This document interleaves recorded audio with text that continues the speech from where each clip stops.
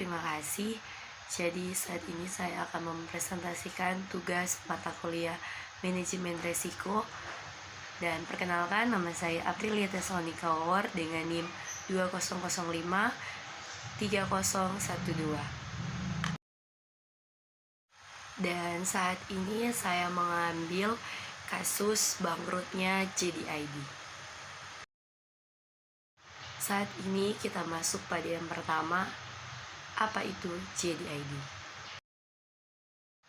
Jadi, JDID adalah sebuah perusahaan e-commerce yang asal Cina yang didirikan pada tahun 2014 oleh JD.com.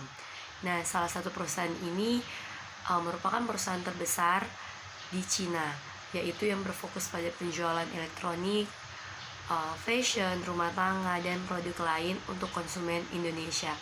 Dan pertama kali JDID masuk di pasar Indonesia pada tahun 2017. Di sini juga JDID telah menyediakan belanja online, garansi produk, program loyalty, dan sebagainya. Dan saat ini kita masuk pada yang kedua, apa sih yang menyebabkan JDID bangkrut atau yang menjadi alasan JDID bangkrut?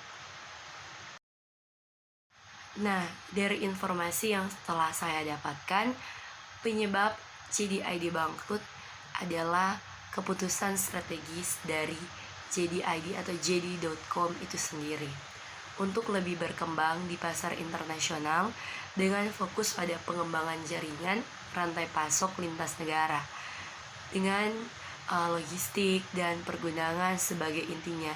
Jadi inti dari penyebab JDID bangkrut yaitu karena keputusan untuk membuat strategi yang baru. Dan kita masuk pada yang ketiga, yaitu yang terjadi setelah JDID bangkrut. Apa sih akibatnya?